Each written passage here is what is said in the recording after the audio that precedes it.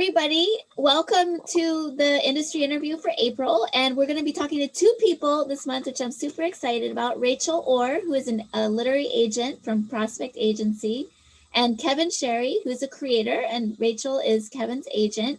And Kevin is the creator of Squidding Around and the Yeti Files and other books, works a lot with Scholastic. And the way that this whole thing happened is that Mike and I were talking, and I can't even remember how we first started talking, but and Mike was like, maybe you should talk to my agent, Rachel. She might be a really good guest speaker. And, I can't remember how Kevin, you and Rachel, we had came up with this idea. Maybe it was me talking to you, Rachel, about the whole process, but we stumbled upon the idea of talking through the whole process of pitching a specific project to a publisher, and how sometimes, even if you're an established creator like Kevin is, like things don't go in a straight line. It's like you try something and then you take a left turn and then you have to try something else until eventually it all works out. So that's my little intro, but maybe Rachel and Kevin, you could each give a slightly longer introduction. Like Rachel, you could talk a little bit about how you became an agent and how long you've been doing what you do and any specialty you have. And then Kevin, talk about your path into being a creator. And then you can just take it from there and tell us the whole interesting backstory. Great. Okay. So Rachel Orr, Prospect Agency. Prior to agenting, I worked at HarperCollins for 8 years as an editor, working on a lot of picture books, middle grade, a little bit of YA, a lot of nonfiction. And it's interesting because at the time, everyone at Harper wanted to do, and everyone in publishing in general. So this is I was there from 98 to 07. Everyone was interested in graphic novels and no one really knew how to publish graphic novels. So I had, a bit of interest, a bit of experience in them, but not a lot before moving on to Prospect. So then I got into agenting the old-fashioned way of getting laid off from Harper. And then I had already been wanting to agent, wanting to do something a little different where I could really develop. Back then, it was kind of the age of the celebrity book, and I didn't really want to be doing that. I really wanted to be developing writers and authors, illustrators' careers. So it was great. So I got laid off. I'd already been talking to Emily Sylvan Kim at Prospect about agenting. So I literally just called her that day and was like, yeah, that conversation, let's have that now. So I've been doing that ever since. I absolutely love it. Most of my specialty is in the picture book world. So graphic novels for me was a just natural segue for that to begin representing. So and I've been working with Kevin for the past 3 years, I believe. So, but I've known him longer than that. So yeah, so Kevin, you want to give a bit of background on you? Great. Yeah. Hey, thank you. I come from South Jersey, and then I moved to Baltimore for school. And then after school, instead of moving to Williamsburg in 2004, like everybody else, I just stayed in Baltimore and started a screen printed t-shirt company. So for 7 years, I put my artwork on t-shirts, but then also did sports teams. Sports teams and auto body shops. And so it was at, the small press expos and craft fairs, remember, in-person stuff. But I was at the MoCA Museum of Comic and Cartoon Art Small Press Expo when selling my t-shirts, which had a lot of squids on them and stuff like that. That was like a metaphorical spirit animal for me at the time. Nancy Mercado, who has gone on to a lot of different great things. She was the senior editor at Penguin at the time. She was walking around and she picked up a bunch of my zines and she literally emailed me on Monday saying do you want to write a children's book? And then it took multiple times going up there. I would make what I thought when I don't know, it was 22 or 21, and I would make what I thought was a children's book.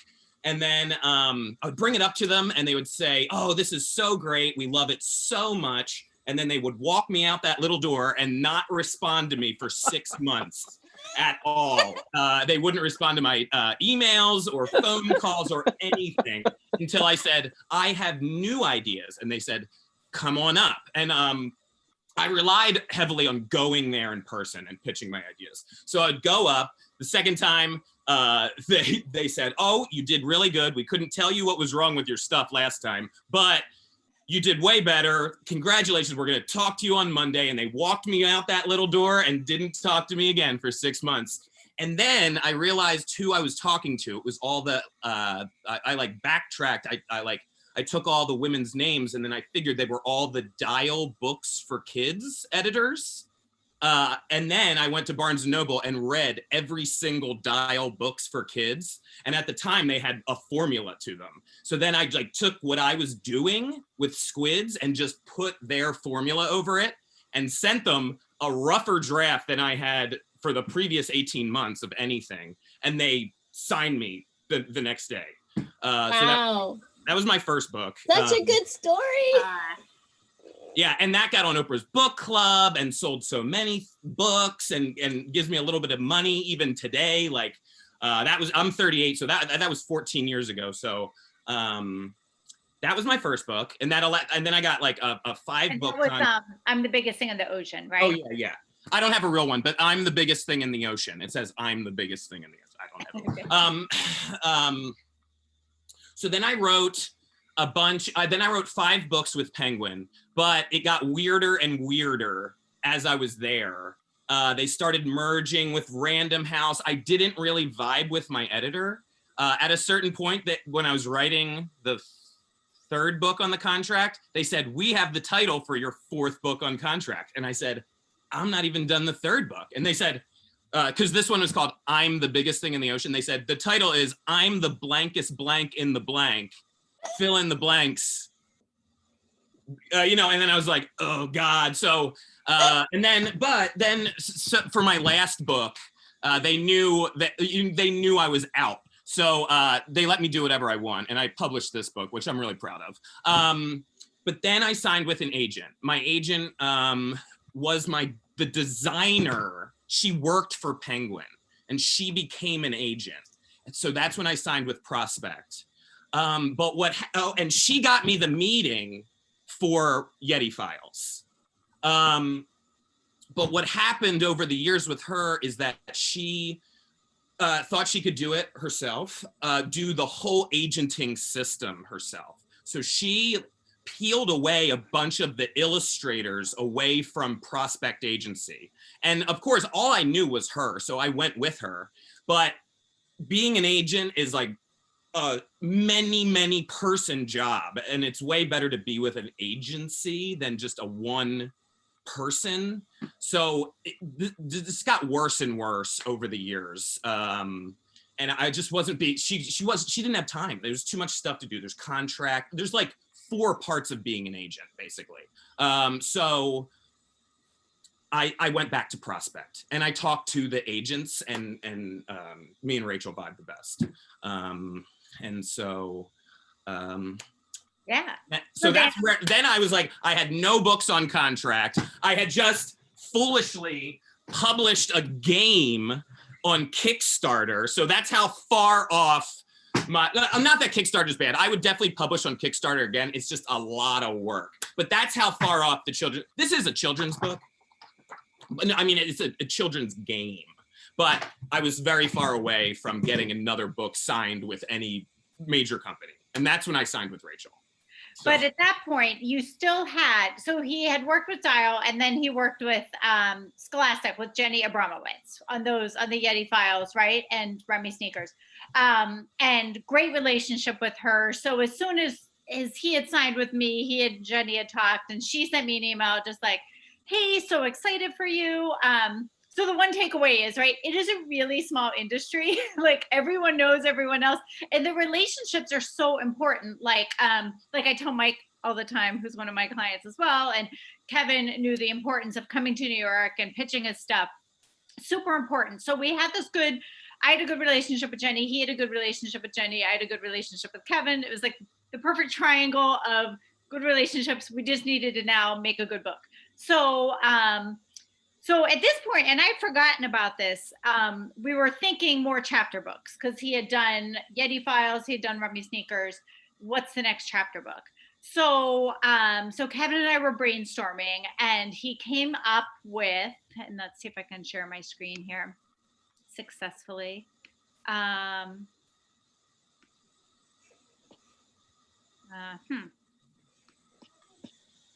Oh wait, maybe I need to do the advanced.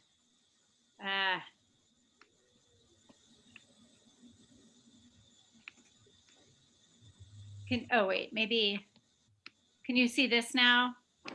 Not yet. Can you see that? No. Okay. All right, let me try this. Ah, yes. Okay. All right. So he had this cookie boy, which started off as, I think Cookie Boy was the main character, right, Kevin? And it was this whole like long 5-page story, adventure, saga, big thing about Cookie Boy. So I read it and I thought, okay, it's good, it's funny. I mean, this is like just funny. But I wanted, it was really seemed to be a standalone. And I felt like for chapter books, especially, we need to pitch them as a series. So of course, middle grade graphic novels or middle grade novels, you can pitch standalone, but really for chapter books, they're looking for series, which I learned a lot from when I worked at Harper. I worked with Dan Gutman on the My Weird School books, and I just remember them talking about the width of the spine. At Sales and Marketing, we talk about the width of the spine is so small that you really need like 6 books of the series to see if it's going to take off from there. So I knew we needed to pitch a series, and Cookie Boy was this huge thing, but it seemed like a standalone. So I said, let's go back and let's, instead of sending something so thoroughly developed, let's send something just short blurbs, right? Let's come up with, okay, Jenny, here's this guy, here's this character, here's this story. So then at that point, we sent, okay, can you guys see this?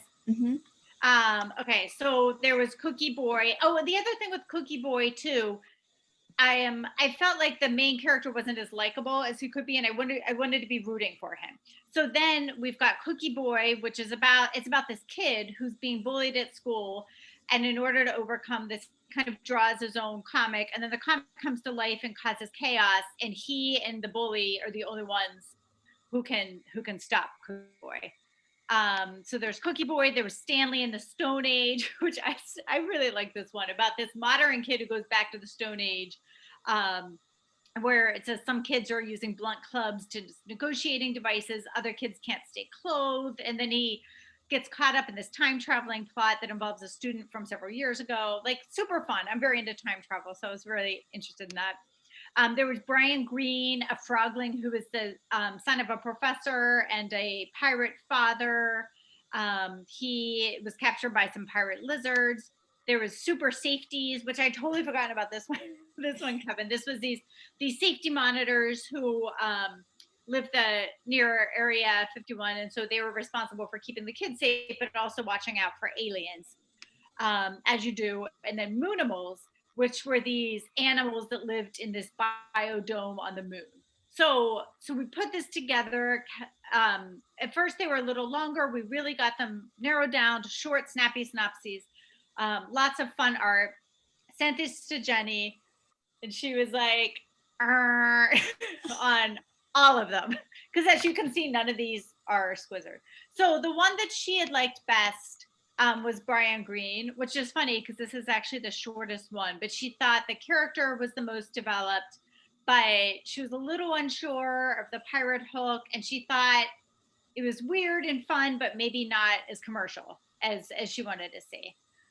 So we're like, all right. So we went, oh, and that point, she said she loved Kevin's animals, and she especially liked the sea creatures, right? Because he had done I'm the biggest thing in the ocean.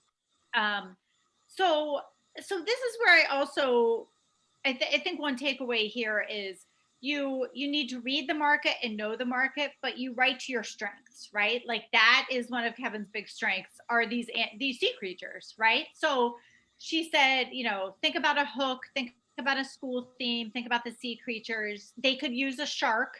I forgot about that because they didn't have any sharks at the time. So some editors' advice, it's more creative, and some is practical. Like they already had aliens, prehistoric dinosaurs, space. They needed a shark. So like, okay. And then at that point, she also said, rather than a chapter book, why don't you think about the graphic novels? And so that's when we really started thinking in this framework. So Kevin then sent me, okay, so he then, can you guys see this well enough? So these were 6, just again, we're thinking super quick, just short pitches. So this he just sent to me, I think. And he, so you can see there we have Squizzard's spell book, and we also have the shark, the very good shark, the vegan shark. So I was like, okay, so after that, then he sent me these pitches. So now you're starting to see something that resembles a little more what Squidding Around is all about. We've got Toothy the shark. We have William Squid, I forgot that his name was at the time, known as Squizzard. So very limited palette here. And then it ends up there inside. Venn diagram. What was that? There's a Venn diagram. To whoever said that there was a Venn diagram in there. Yeah. I was like, oh, there's a Venn diagram in this pitch coming. And then there was this other one, Super Fart, which you were experimenting there more with cut paper, right, Kevin? Yes. So we just sent this to Jenny. We're like, all right, something totally different. Here are these. So at that point, she was like, yes, Squizzard, I love this. And then she gave us some more specific feedback, very specifics in terms of exactly what she wanted to see, which I think is important for graphic novels, because I pitched different ones, and different publishers have different expectations of what they want to see. So she gave us very specific, like, I want to see this many sketches, this many full color, etc. So, and very specific also in terms of the palette, because right here, I really do like limited palette, but for this one, she wanted to go full color. And also thinking about wordless panels, thinking about minimal text in the panel, which is another thing I always try to stress to my graphic novel creators, not getting too wordy, really thinking about being spare, being brief. Wordless panels can really go a long way in telling the story. So yeah, so then Kevin started working on the next proposal, which we sent her. So this was Squizzard Destroys the World, very, very heavy on the magic, right, Kevin? Yeah, his father was, or his mother was like a regular cuttlefish, and then his father was essentially Cthulhu, who would have these like epic voiceovers. And that was like part of the series that he found out that his father was like an elder god, but yeah, obviously we had to take out some of the magic. Right. I guess in the end, the magic is that animals are talking, and that's enough. So this just had a lot of magic. It did have some of these nonfiction sections, which we Kevin ended up implementing in the final. So, and this teacher, that's the same teacher that ended up in the final. So again, but lots and lots of magic there. So at this point, Jenny, she shared it with clubs and fairs who have a lot of say at Scholastic, right? Like anything they bring to the table, they show to clubs and fairs. They can bring it forward to acquisitions without the blessing of clubs and fairs, but they probably won't take it if they do. And we had an outline here as well. So Jenny, again, still super enthusiastic about this, but said clubs and fairs is really excited. The magic, maybe a little bit too much. Let's reel that back in and really focus on the strengths of the story, which was the things that ordinary kids deal with in school and school situations, friendship problems, things like that. So to really focus and hone in on that. And they said like specifically they said the Yeti Files like takes place in the Himalayan mountains where no children are, and then Remy Sneakers takes place in the sewers where no children live. So they said, for the love of God, Kevin, can you write a book where there are children? They said write a book in a school, and then so yeah, I read all my favorite school, like Miss Nelson is Missing and like Magic School Bus and Horrible Harry. Horrible Harry is one of my favorite when I was really young. So yeah, to get into the school setting. Right. And obviously that's something Scholastic does really well with. Oh, and I just want to say too, even back with the original 5 proposals that we sent to Jenny, like, could we have at that point, some of them I think they're really clever, and I still think they're really clever. Could we at that point have gone and said, screw this, we're going to go shop them around elsewhere? Absolutely. But again, so much of this business is about relationships, and Jenny was really strongly committed to working with Kevin on a new series, making it work, and we were committed therefore to working with her as well. It doesn't mean we won't do something with them later, but yeah, just to keep that in mind too when you're working. So much about forming relationships where at any stage in the game, and that nothing you do is ever wasted. I mean, it's easy for me to say because I'm not the one doing the work, but really you can use things again, and sketches that you might do early can be used later. So when this whole process started, this was May of 2018. At this point, we're up to April of 2019. So May was when Kevin and signed with me. So really September was when we started brainstorming, getting things going. And then this has been this train since then. So now we're up to April, and this is the proposal that we sent to Jenny. So again, very different looking from, you go back to something like this. So very different, but still essentially the same character we've got here. Very brief, short panels. Yeah, so 3 spreads of color, 2.5 spreads of color. A bunch more sketches. She wanted to get to the point in the sketches where there was something was going to go wrong, so that and you want to kind of entice people in that way. Especially, she will obviously read the whole thing, but if you show it to sales and marketing, clubs and fairs, whoever, sometimes this might be the only time that they see your proposal. So that's why when I'm working with no matter what the medium is, obviously a picture book is going to be finished, but middle grade, you really want those, say, first 3 chapters absolutely perfect. It can go to hell in a handbasket in chapter 4, but it really needs to be very good for the first 3 chapters and for the beginning of a graphic novel, so that the people who are in the power of making these decisions and selling your book know that it's good. So this is what we sent here, Debrief Elementary, and another full color page here. And this was something else we were talking about earlier in the game with developing a series. You kind of want this ensemble cast. You've got the classroom, and that's an important part of any school book, obviously. Okay, and so then thanks, Toothy, gotta go, and don't stop talking until I get back because he's got to find something for show and tell. So he takes off, and then we go a little bit more into him. He draws a duck with a butt. His friend's mad. So again, we're really, what have I done? We're really in the middle of the tension here. So if you're the reader reading this, you want to read more. You want to end on this cliffhanger note.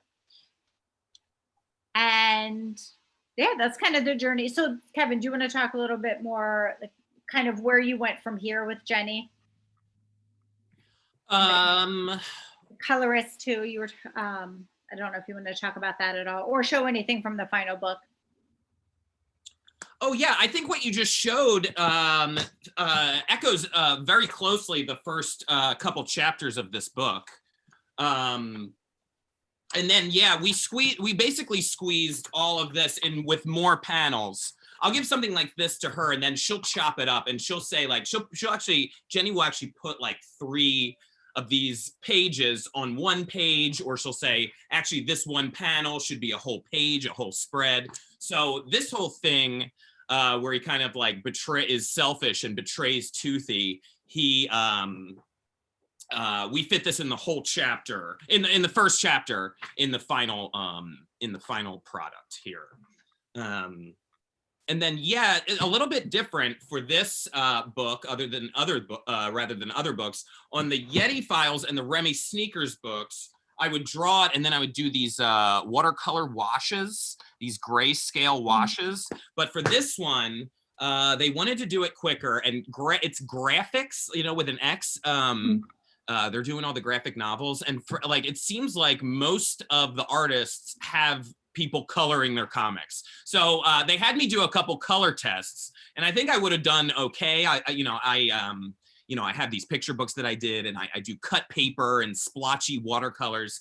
But this guy, Wes Joba, not only is he a professional comic book colorist who did like Deadpool, but it just like expedited the process so I could start writing and illustrating the next one. So yeah, when I started working on graphics with this, I they asked me if I wanted a colorist, and yeah, I took it. But I did give them a whole like color guide and style guide. And I wanted the colors to be like very vaporwave, like sea punk, like SEA punk. So I gave them a whole like color splotches and everything, and he stuck to it pretty well. And I think that like aided in the coloring. And when you had said about, because these needed to come out quickly, I forgot to mention, we sent this to Jenny in April. And at the time, I feel like earlier in the process, they, like, just as we were trying to figure things out, they were also trying to figure things out. So there was a chance they were going to do a younger comic book line. And then they ended up putting this in the graphics. So it got held up a little bit, but while they were trying to get their ducks in a row. So this we sent to her in April. And then she kept me posted along the way, but I think it wasn't until end of June that she made an offer, and then she made a 2-book deal. And then, so that again was in 2019.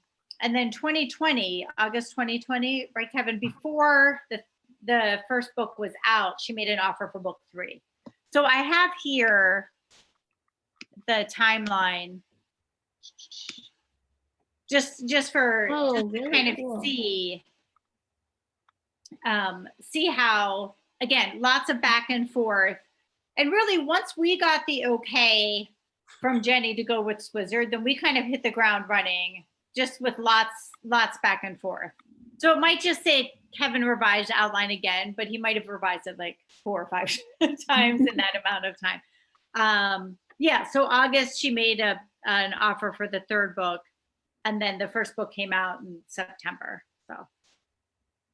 So all in all, from the time when you started working together until the time when Jenny made an offer, that was about... So just over a year.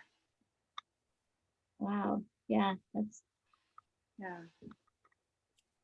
And we even tried pitching a lot more different stuff. I was working on this Planet nonfiction book that I worked with the Baltimore County Library here and the actual Space Telescope people, but just no one has the foresight to do an augmented reality children's book yet. It had augmented reality from the Hubble, and we took that all around. We did passionate in-person pitches. Rachel took me around New York, and I brought the augmented reality company owner with me and no one had the foresight. It would have been the perfect project. And we also pitched a bunch of board books that got rejected in that time to a different company. Right. And that's the thing too. You never want to just be stagnant in your career and just say, oh, well, my agent, I'm waiting to hear back from my agent. I'm waiting to hear back from my editor. You're always going to be waiting to hear back from somebody. So it's always good to be just, you keep pushing ahead and okay, here's the next thing I'm going to try. And like with the augmented reality, it might be like the comic book world was, the graphic novels back in the early 90s, where people were kind of intrigued. Everyone seemed intrigued. They just didn't seem to know exactly how they would go about even doing that or what that would mean. So it would be interesting to see. And now people can't get enough of graphic novels. They're everywhere. And with all these, I mean, Scholastic, I feel like, was one of the earlier companies to have an imprint, but now they're doing, Harper has an I Can Read comics line, which is great. And, you know, just getting kids, especially any reluctant readers, really engaged right off the bat is exciting. So it's been interesting to see over the course of my career how, again, they went from, like, there was, when I was at Harper, there was one picture book. It was so great. It was called, Janna, I think I told you this, Surly Kitten's Day. It was like Emily the Strange, but a cat. And it was so awesome. And I acquired it as a picture book, but graphic novels were really big. They were like, oh, why don't you do this as a graphic novel? And then they hired this Italian artist who didn't speak English. And I was like, oh, what am I supposed to do with this? And I worked really hard on it. And then eventually they laid me off and they canceled the book, and that was that. But I just think it wasn't really the right time for anybody to be doing that. So yeah. Before its time. It was just before its time. Yeah, exactly. Yeah, exactly. I know. I still think about that manuscript. I should look up the writer again. But yeah, so I don't know, Kevin, if there was anything else you wanted to share on your end, if we want to go on to Q&A, but was there anything, Kevin, you wanted to share additionally? No. I mean, yeah, I was interested in looking at the timeline myself.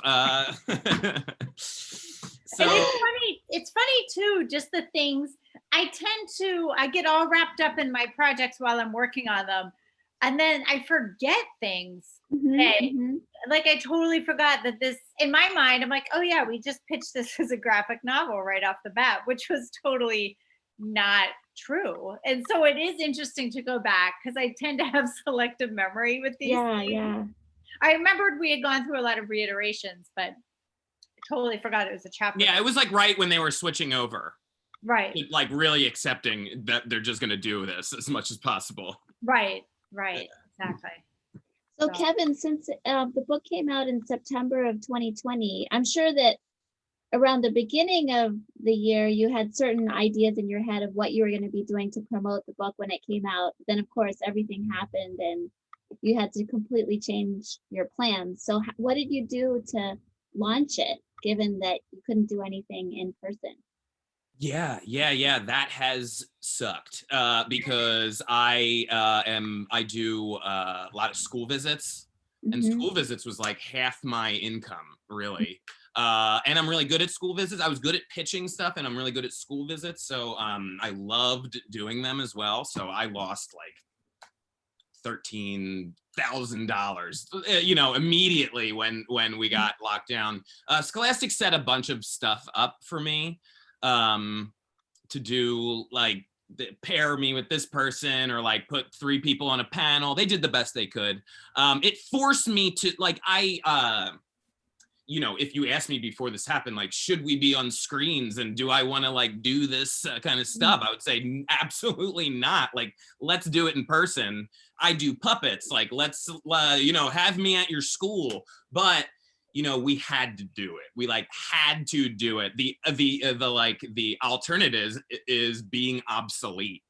So you just have to do it. You just had to do it. I didn't want to start a Patreon and have a 20-minute lesson every single day. But I did do that for 45 lessons. I had a Patreon for like 3 or 4 months. I still have the Patreon. I'm just not doing a lesson every day. But if I didn't like force myself to do a lesson every day,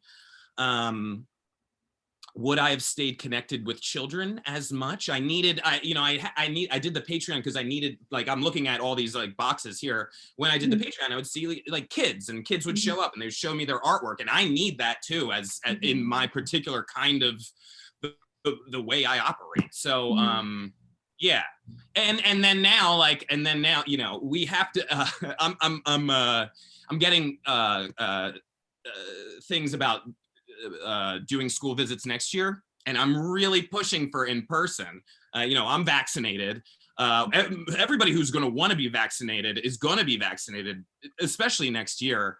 And I need to I need to change things from like $200 a Zoom visit, which as many people can get on as possible, you know, in the school, to like back to like what authors should get paid to do an in-person visit. Like, so this for this first school, I'm like, hey, let's block out a point, but let's, you know, let's just wait and say if it's going to be Zoom or not. Like, if it's if we can do person, let's do in person. Mhm. So, I'm not pumped to have to release all my books during this with no book fairs, because that's how you sell a lot of books with Scholastic. But hopefully the third book will be in the book fair. And I've also hired you know, TikTok and Reels is a thing now. And I hate it. So I put an ad on Craigslist, and I just hired this woman. I'm paying her in Bitcoin to run a Squidding Around TikTok. I'm just investing a little bit of the advance with this because I just want to make ads, just Squidding Around ads using the trendy songs, because I can't stand doing it. But I just want, like, you know, kids watch it. So it's like, if it becomes like, if they recognize it and then they're at the book fair and they see that book, or they're, you know, that it might trigger something. It's worth a try. I just have to try everything. But so that's what I'm doing. But wait, what is it you're doing? It's on TikTok? I'm doing, yeah, it's like at Squidding Around book. And then I'm taking like panels from the book and setting them to the trendy songs. And I'm also a puppeteer. So as we go on, I'm going to be creating puppets and stuff for TikTok. It's just, I want to get going with it. And I'm going to do like panels and like, you know, time lapses of me doing school visits or inking my books. So yeah, I'm setting up a TikTok. Wow. I don't know. Super cool. Super cool. I don't love it, but I also don't want to get left behind, you know? So that's what I did with the pandemic. I'm guessing that there's people here who have questions for you guys. So yes, Carol.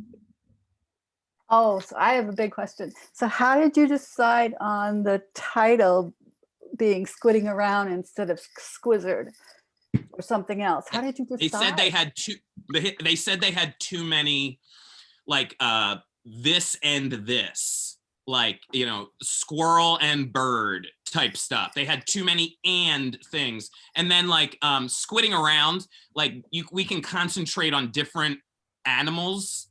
Sort of like Squizzard is like, the main character is kind of like just the foil, and then all the other good characters, all the other good students kind of like learn lessons and teach Squizzard lessons. So it's more of an ensemble cast. And then your color splashes for the ocean. I just love them. I saw glimpses of them. Oh, thanks. Yeah. And you're saying that that's what you set forth for your colorist to do, or how did that work out? I gave them a color palette that I set up. Like, yeah, I fully painted like all of my I fully painted like all these nice watercolors in my picture books. This colorist is really good. He did like the kind of splotchy stuff that I did too, but I definitely gave him like a palette to try to stick to. Thank you. And do you want me to, I do have that to share, Kevin. Do you want me to show that? If you have that. All right, let me go on with the questions. And okay. Who else has a question? Yes, Mike. It's not really a question. I just wanted to add on to, I had the opportunity to see the advanced release of Squidding Around, and I got to see a lot of the line art, just the ink without the color.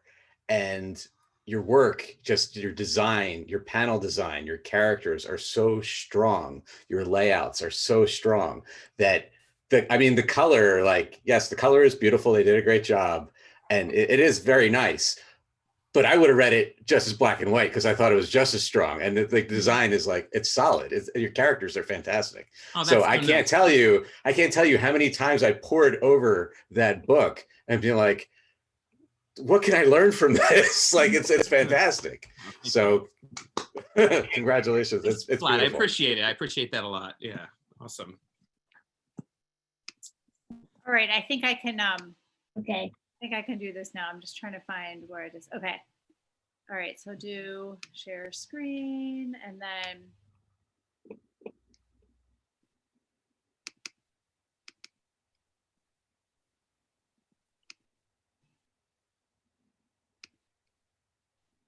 can you guys see that? Mm-hmm. Oh Okay. yeah, that So is I good. think- So is that the right style guide? Yeah, that is with the color. Yeah, definitely. Okay, so and then these were the vaporwave or sea punk. Are those just the palettes you wanted him to Those use? are the palettes I gave the colorist. Yeah, this is the thing I gave the colorist. Okay. Oh yeah, and it was like, we didn't know if it was called Squidding Around or just Squidding. Oh, right. Okay. But it was first called Just Squidding Around. But we changed it. You know, Right. These things get knocked around. Nice.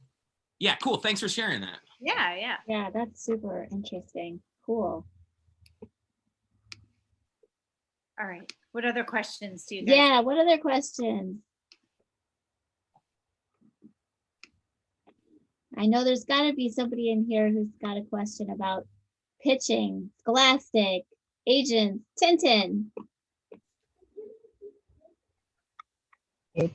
Okay, so this is all really great. You mentioned, Rachel, that relationships and in-person pitches and all that, and Kevin has this fantastic energy about him that makes it perfect for live. What advice do you have for people who are pitching from further away places, or who can't do it live, or yeah?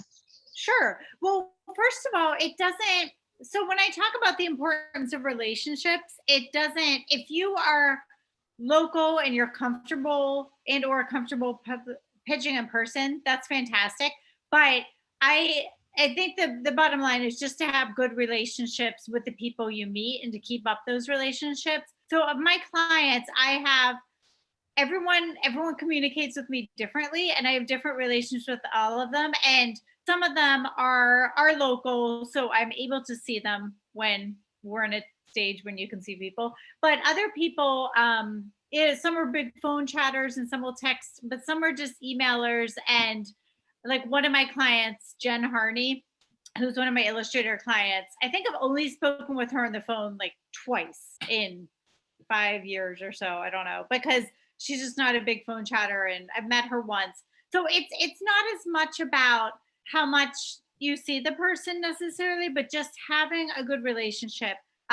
Trust is a huge part of that relationship, and just general professionalism. So in the beginning stages, like once you have an agent and you work on some editors, that's really developing the relationships. But in general, at the early stage too, it's just general professionalism, which will help you to develop those relationships. Touching base, like you can send something and you can follow up, but just very, being professional about it, being kind. I don't know, I feel like recently I had given an author some feedback and then received kind of this like scathing response on a Saturday morning from him. And I was just like, oh, I really don't need that. Like, I don't need to be making pancakes for my children and getting this like disagreeing email. Like maybe I just shouldn't be checking my email on the weekends, but I don't know. Like I, in turn, try to have very professional relationships with my clients and with editors and It was Mike. and fellow agents. Just What was kidding. that? It wasn't Mike. It was not Mike. Just kidding. No, It was no. me. It was This me. was not a client at all. But just, it's funny because I was just like, it really, for some reason, that particular email was very hurtful because I really tried to give advice. But the bottom line is like, no one would just email their bank on a Saturday morning and being like, this is why I don't have any money in my bank, and lecture them about it. Like, no one does that. I mean, maybe people do that. I don't know. But just thinking of it on a very professional level, I think because it is also a personal level, right? Like, I have personal relationships with my clients. I need to know what's going on in their life. If they're, going through some hard times or something, it's important I know about it so I can help or what have you. But it's, so there is a personal level, and often you're writing about things that are personal. Squizzard, maybe not so much, but the different writers are writing about more personal things. But it's still professional. Again, like, you wouldn't just go and yell at your banker about it. I don't know why I'm using I don't have a banker. I don't know why I'm using that as an example. But so anyway, the bottom line is, anyone who you meet, it is fine to, like, if you meet someone at a conference or if you submit something, again, fine to politely follow up. When you're querying people, I personally don't like to feel like I've been stalked online, where they're like, I know everything about you from reading online.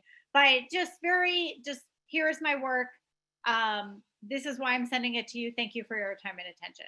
Just almost the more, I think sometimes people try to be too clever, and I'm like, almost, not that you want to make it boring, but if it's just as professional as possible, it makes me want to read it more. So I don't know if that helps to answer your question. So the takeaway, though, is that even if you live far away, you can definitely still succeed and establish relationships with people in the business. But doing things like this is super key. And that is one good thing about, as much as I really also prefer doing in-person events, there's the opportunity to do virtual is exciting. Like, we can do this. Whereas if we did this in person, it's not impossible. Kevin could come up to New York or New Jersey, what have you, and get the job done. But it was exciting last October. I'm on the Rutgers committee for the Rutgers conference, and usually we invite people from the local area, but because it was online, we could have agents from California and Maine and different places where they couldn't ordinarily come. So I feel like, in a way, this has been advantageous for people who aren't able to travel. Rachel, there's a question in the chat from Janelle. She can't ask it because she's in a noisy place right now, but she said, how do you feel about writers only pitching graphic novel scripts, either to you as an agent or to editors? Sure. I'm trying to think.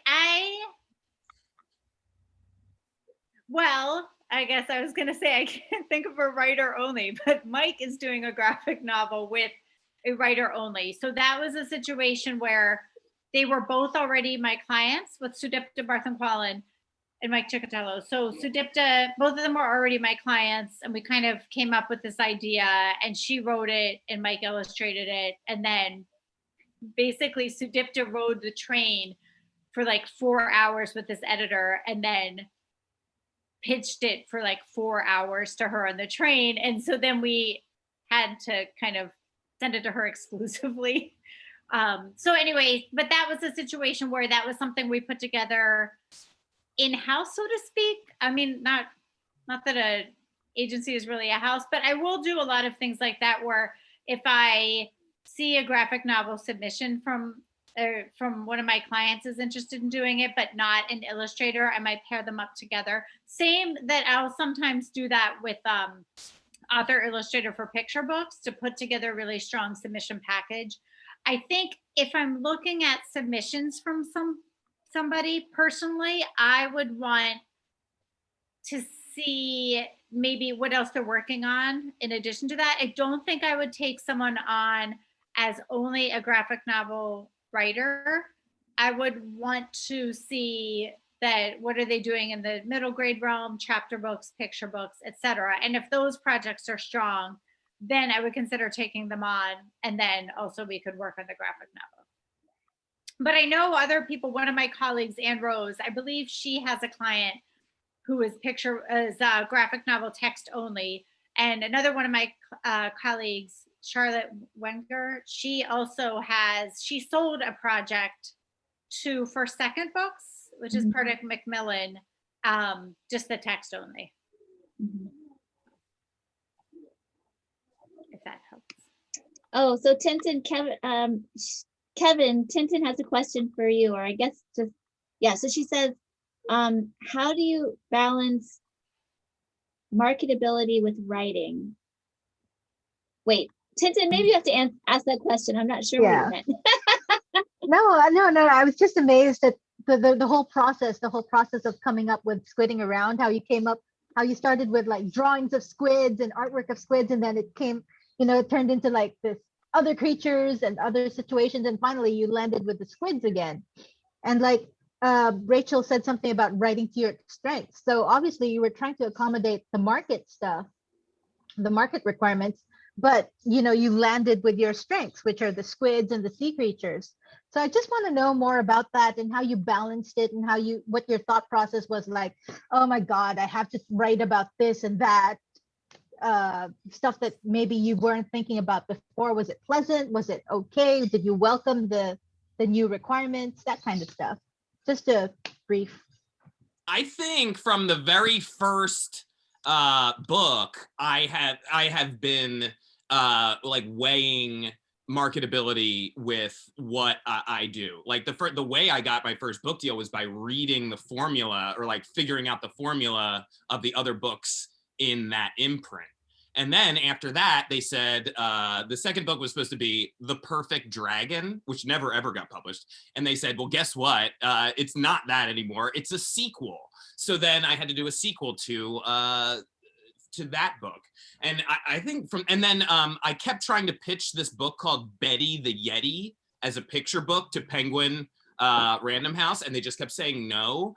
So then when I went, I got a pitch meeting with Jenny Abramowitz at Scholastic, and her prompt was, our market research has told us that it's really cool for girls to read at this age, and they walk around the hallways with stacks of books, and that's like prestige, that's cool, but boys don't do that right now. So they said, can you write a really boy-centric book? And I had all this like energy around this Yeti character that I kept trying to pitch to Penguin. So I pivoted the Yeti and turned it into Blizz Richards, and that's how I got the Yeti Files series. And So yeah, I mean, as an artist, I'm always on the like razor's edge of financial buoyancy. So yes, of course, I am like trying to figure out how I can get a book through. And like you said, like with the magic in there. And if you noticed, that the school was on a little mountain, but then the mountain was a giant snail. I have been trying to get that that like little bit in every single Squidding Around book, and they keep taking it out. So I also am one to throw as many things as on the wall as possible and get them edited out if they need to be. But hopefully, enough is up there that there's still a lot of stuff. And I think it's always a balance of really balancing the marketability and the creativity. And yeah, it's a lot of give. Sometimes you can just be all creative, but then you won't be able to sell it, or you can totally sell out and write books that you're not passionate about. Ideally, you want to write books that you are passionate about that will also sell. And I feel like a lot of my clients who are very successful, they understand that it's a business, that it's not, that of course it's for fun and they're talented and they enjoy doing it, but at the end of the day it is a business, and I need to sell the books. So yeah, it's just that balance and the take and give. And I think depending on who sometimes I will tell authors, like, this is a great idea, it might not be your first book, right? So maybe it might be something where you finally, you do a school series because that's what Scholastic wants. And then you can kind of build. And once you get enough clout, then you can kind of do whatever you want because you built your name and people are going to buy your books anyway.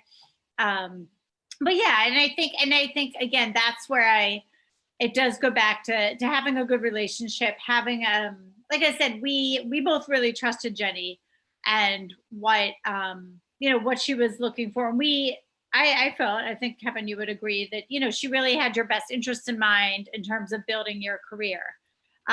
Same with, not to throw Mike under the bus here, but with Mike's editor, Wes Adams at FSG, same thing. We've sent him projects which are really awesome, I think, but he's passed on them, but really has a clear vision for Mike's career there, and we really have a good relationship with him and respect that.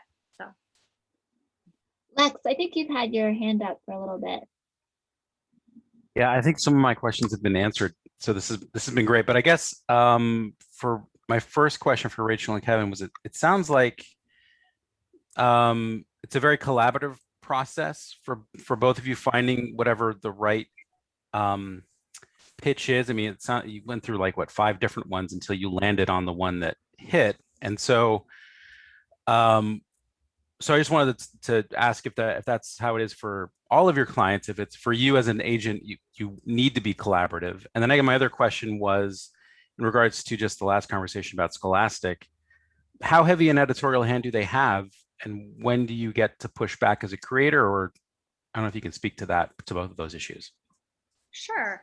Well, with the first one, in terms of collaboration, I really enjoy collaborating. That's why I am doing what I am doing, because I wasn't really, like I said, at Harper at the time. Harper's a great company and I learned a ton there, but at the time it was very much about the celebrity books, which is not super collaborative.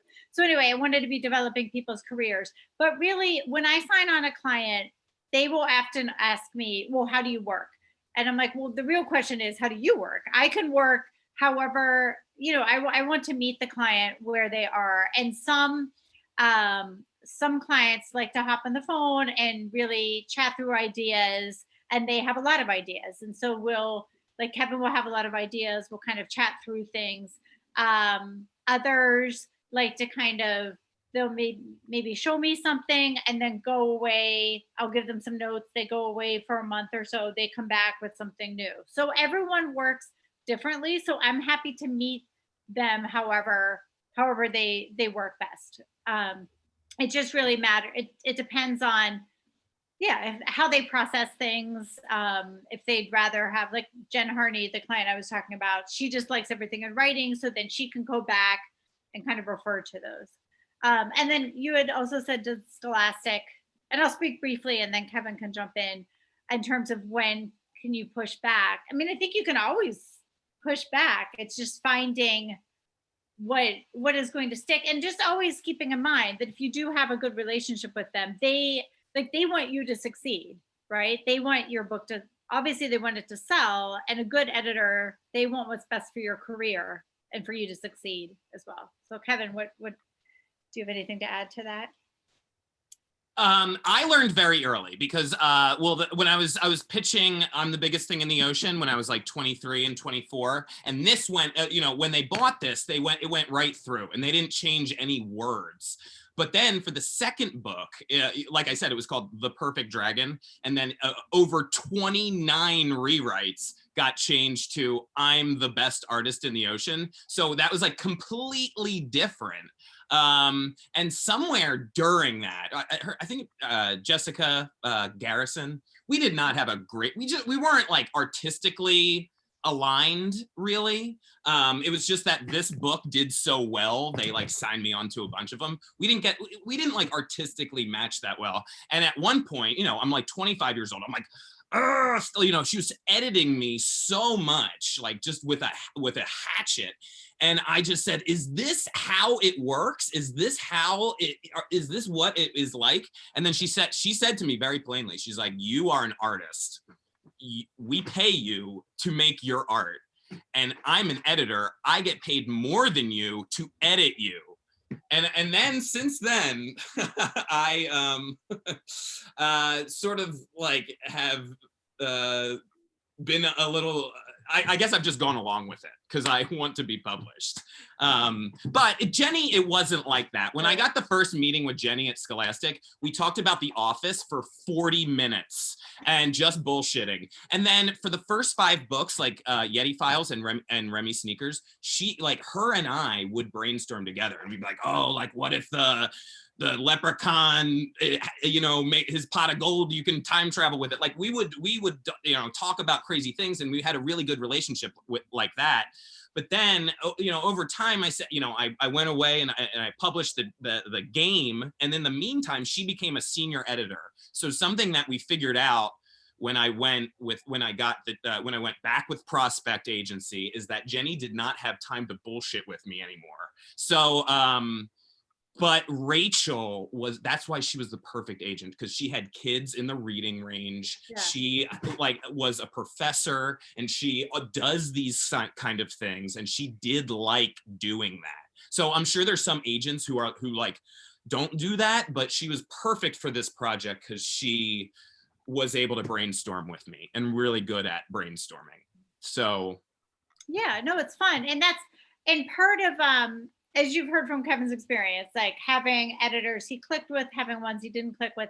I feel like part of my job as an agent, I mean, at the end of the day, obviously selling the project, but it's also important knowing the characters. You're all characters, knowing my clients' personalities, but then, and being able to match them with editors who I feel will be a good match for me. What match for them. And I feel like because I used to be an editor, I actually used to hate agents because I'm like, they're just greedy and they just want money and they're mean and scary. Because back in the day, like I remember thinking that too when I was an editor. Yes. Because, the agents that my boss worked with, back in the day, you didn't need an agent. And so the people who were agents only worked with like the top-notch cutthroat people, and they were scary. And I remember, this is also why I rarely will cold call an editor, because I remember this one agent calling me and just being like, like I just hated it. And so I also try to be very careful not to step on any editorial toes. Like I'm happy to get involved if I need to. I don't want to ever seem like lazy that I don't want to, but I feel like I've done my job if I don't need to get super involved with it. And I love to see just to be able to see an editor and a writer run with it. And again, Jenny's a little different because she's gotten to a higher level, and she's definitely hopped on the phone with you, I think, to like chat through some things. And so it's really fun to see those kind of connections being made. Carol, you have a question again? I had no idea this was going to be such a joyful evening. Thank you. Such a surprise. I was going to be all taking notes. We always have joy together, right? Yes. Well, on that note, so I've been surreptitiously trying to find pictures of your puppets, Kevin, and I can't. Do you have any lurking nearby you that we could see? Oh, like for my school visits. I had a school visit today, and I wear this. Okay. I wear this like bear head. Of course you do. Oh, that's so great. Play the guitar. Yeah. Yeah. So yeah, this is also where I do sit to do school visits. Okay. Thank you for indulging. I'm really looking forward to the return to people going out, because I'm making a twerking Yoda marionette that I'm going to take to the streets to busk with. So I'm really excited about that. Oh, well, I can only imagine how happy teachers are when you show up. Kevin, I have a question that I can't let you go without asking you. So you said when you were describing your background that when you were doing your t-shirt business, you went to Mocha Fest and you had a table where you were selling your zines, right? And there was an editor who came and bought a bunch of your zines and then contacted you on Monday and asked if you were interested in doing a book. So if that had never happened, do you think that you would be doing children's books today? Yeah. I mean, yes, I always dealt with narratives. Yeah. I mean, like even the t-shirts were narrative. I Okay. think that's what Nancy recognized as well. Uh-huh. And they were done like in a children's book style. Mhm. Yeah. I kind of thought I was going to be like an underground comics artist, Mhm. like, Uh-huh. The Daniel Close, Chris Ware. Chris Ware is like Yeah, a yeah, fine artist, but like, you yeah, know what I mean? Like this yeah, yeah. underground Uh-huh. comic artist. And that's the kind of like background I had from college, but then like that kind of aesthetic. And also I have a very cute aesthetic. So like that kind of aesthetic just looked good on t-shirts. Uh-huh.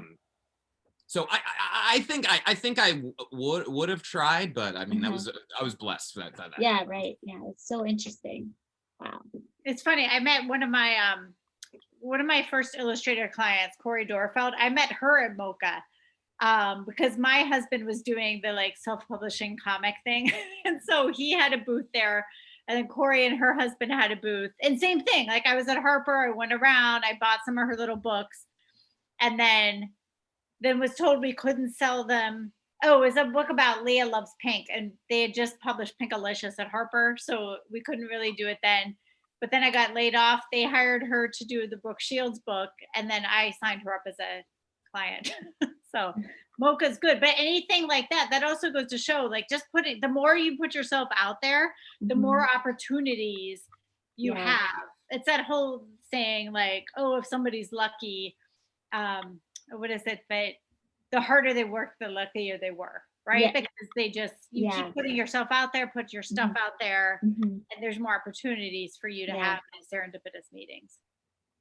Yeah. Right. I tell that to kids too. There's like 8 billion people on the planet. So you're not going to be the best writer and you're not going to be the best author. And I'm not the best singer or puppeteer. But when I start like putting those things together, when I start putting my writing together with my artwork, they make each other more powerful. And then when I put the singing together with my puppets, they work together and they make each other more powerful. And just the more things you're involved in, Mhm. you don't have to be outgoing, but it's just like the more things you know and the more things you're involved in, the more likely you'll be seen. If I wasn't selling these wordless shirts, I wouldn't have been at the festival at all because all I had was zines from college. I wasn't still making zines at that moment. I was making lines of fashion shirts. So it was just like, you just got to be out there Yeah. doing a lot of stuff. Yeah. Yeah. All right. Oh, Jibson, you have one last question? Yeah, quick question for Kevin. You've been talking a lot about like the editorial processes and all of that. If there was a chance, if you had a chance that an editor or a publisher just came to you and said, whatever you want, just make it and we're going to publish it. Do you have like a project that springs to mind, or that you're just like, yeah, this is the one that I want to get on? Oh man, I would love if they would let me make this Scales and Tales into a klutz book. Scales and Tales, like I was not allowed to play Dungeons and Dragons when I was a kid. But then when in my 30s, I started playing and I realized like collaborative storytelling and like solving puzzles as party puzzles or doing things as a group is just one of the joys in life. So I wish I made this game book. They told me 3 times, Scholastic told me 3 times that they didn't want it. Even before I started it, they said, we don't want it. And I still thought they would buy it, but they did not at all. But I wish I could convince them that with the right editor and like my knowledge and maybe, I think it would sell like bonkers. But, maybe one day. I feel like this brings up a whole other topic that I think about a lot, which is like the world of gaming and the world of book publishing I've talked a lot about how comics publishers and book publishers are very, very different and almost like speaking a different language. Yeah. But I think gaming and book publishing are even further apart from each other, and yet they have so much to offer each other. That's what they told me. They said like that. They said Scholastic has like no shelf space where a place would shelf my role-playing book. they don't like have any clout in that section of the bookstore. I don't know, but I would have loved for them to let me keep going with the Yeti files too. But They did. No Captain Underpants. Interesting. Huh. Yeah. How many Yeti files did you do? 3. And the problem is I kept writing cliffhangers into it because I thought that's how you get another book. So in the end of the 3rd book, I have the land of the unicorns burning to the ground. And then that's the last published page of the Yeti files. So children email me all the time and they're like, what happened to the unicorn? Why is their world burning? So don't write cliffhangers into your books. That sounds like an opportunity for fan mail to Scholastic to get them to make more books. I always send it to Jenny. What happened to the unicorn? Interesting. Yeah, I know. Wow. So, yeah. All right, thank you. Yeah, thank you. This has just been so great. Thank you so much, Rachel, Kevin. Thank you. And all the screen shares, absolutely amazing. Can everybody unmute yourself so we can say thank you? Thank you both. Thank you. Thank you so much. Yes, It's thank enjoyable. you. Thank you. Thank you for having us. This is Fantastic. fantastic. Yay! We'll have to meet up at Mocha when it's Yeah. a real thing again, okay? We're all gonna meet there. All right. Great, Good thank night, you. everybody. Night. Thank you. Bye. Thank you. Good night. Bye. Bye.